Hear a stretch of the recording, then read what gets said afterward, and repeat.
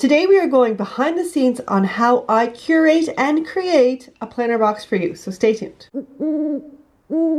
Hello and welcome back to my channel. This is an unboxing, but a different kind of unboxing of the planner box. We are going behind the scenes and I'm going to take you through my thought process on how I come up with the items that go in the box. So let's jump right into it. So first I start off with some sort of inspiration. This time around it was these little mini page flags sticky notes that I saw when I was purchasing something for the previous box. So I snagged them right away and was saving them for this one. And I designed the box around these little guys. I decided to go woodlands. I wasn't just going to go completely fox themed, and I expanded it to other woodland animals. So the next step is to find and purchase some clip art and get a commercial license for that. So I found these little guys and I completely fell in love. Each one of these will be on a little card in your planner box. And next, I went back and forth with Vivette trying to find a name for this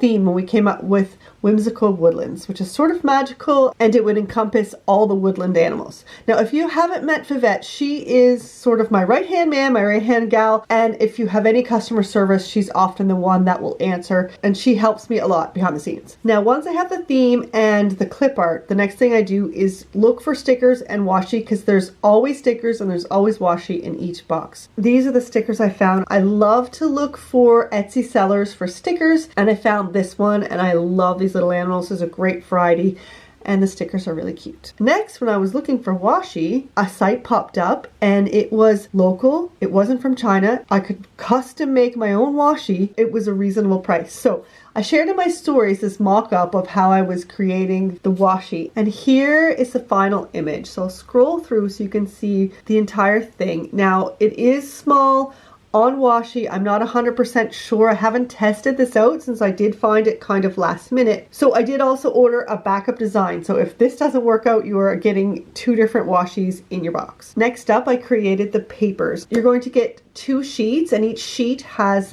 a design on the front and a different design on the back. Now the back I wanted to keep neutral so you could use it on anything. So this is the back, and the front I wanted it to be cute. So I included all the animals and added a few of the little sprigs and twigs along with it. The papers will be about A5, so you can use it as a dashboard. You can cut it down to fit your planner. You can make cards. You can do anything with it. Now, I recently discovered this new Sharpie gel pen and I absolutely love the way it writes. It's really smooth, so I thought that I would share that. Everyone is getting a gel Sharpie pen in their box and it's a 0.7. And of course, what is a Hooting Pirate box without tea and a treat? I wanted something seasonal, I wanted something warm, I wanted something cozy, something to go with the seasons. I really like the idea of a spicy tea, so I went with the turmeric. And to make it cozy and sweet, I added these caramels. Now, if you are not already subscribed to the planner box, you can subscribe right now. There's a link in the description below. It comes every second month. There's always washi, there's always stickers, and there's usually 5 to 7